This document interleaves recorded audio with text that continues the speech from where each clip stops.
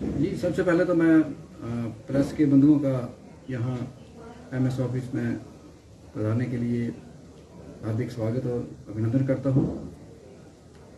बाकी मैं आपको बताना चाहूँगा, मैंने वेरी शॉर्टली अभी 3-4 दिन पहले मैंने यहाँ पे ज्वाइन किया है मंडे को। और जहाँ तक प्राथमिकताओं की बात है, आपने पूछा, तो मैंने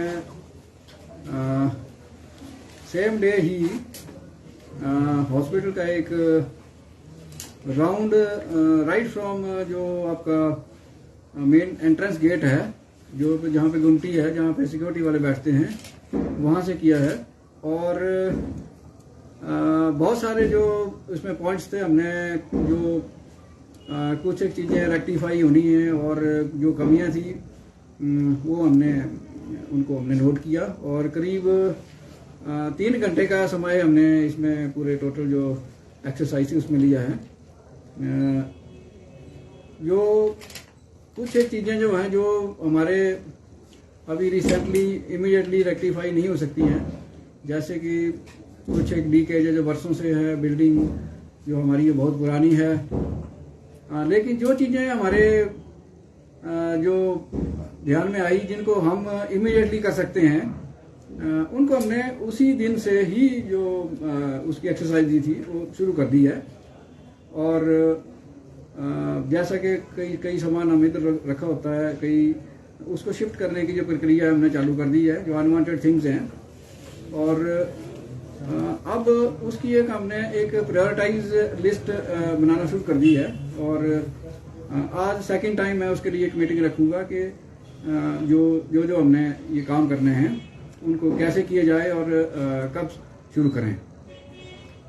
सर, इससे पहले कहाँ कहाँ सेवाएं दी हैं उसके बारे में बताएं सर। देखिए, इससे पहले मैंने पीएससी में काम किया, वांगल में, पीएससी बंगाल में काम किया है। और उसके बाद मेरी सिलेक्शन हो गई पीजी में आईजीएमसी शिमला में। शिमला से पीजी करके मैं सिविल हॉस्पिटल डलहौजी में 2004 से कार्यरत था और 2012 में वहाँ का एसएमओ बना था। और अब जो 2 तारीख को इस मंथ की मेरे ऑर्डर जो हैं ऑन प्रमोशन एज एमएस यहाँ पे मैंने ज्वाइन किया है। और बीएमओ की प्रमोशन जो थी मेरी, बीएमओ स्पेशलिस्ट, वो 2011 की 16/8/2011 को मैं बीएमओ प्रमोट हुआ था। सर, यहाँ मरीजों को कई प्रकार की दिक्कतें पेश आती हैं, जैसे स्ट्रेचर नहीं मिल पाता है, व्हील चेयर नहीं मिल पाती है। इसके समाधान को लेकर क्या कदम उठाए जाएंगे सर?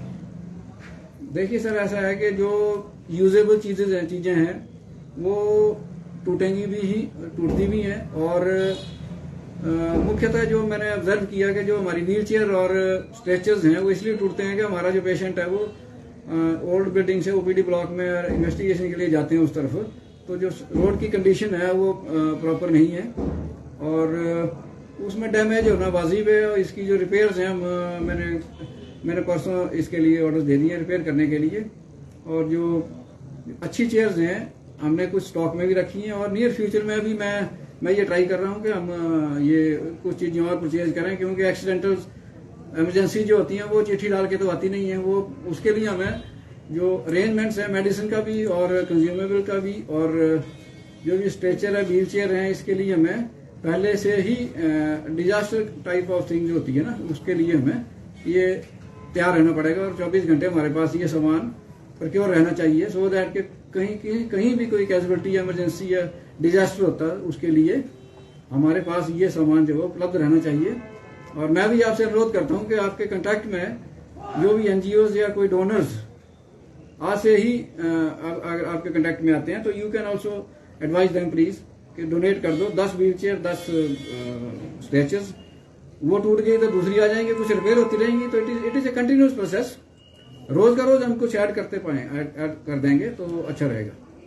धन्यवाद सर। इमरजेंसी में एक डॉक्टर जो बैठते हैं, जो वहाँ पर जो प्रैक्टिस डॉक्टर बैठते हैं सर, वहाँ पर जो है एक डॉक्टर होना चाहिए सर बैठना।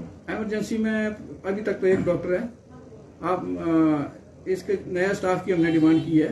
जैसे ही स्टाफ बढ़ता तो हम उसको लिए प्रोविजन करेंगे। एक डॉक्टर का काम ओवरबर्डन होता है, मैं भी देख रहा था। तो नियर फ्यूचर में हम आने वाले समय में डॉक्टर अगर ज्वाइन करते हैं तो और संख्या बढ़ाई जाएगी इसकी।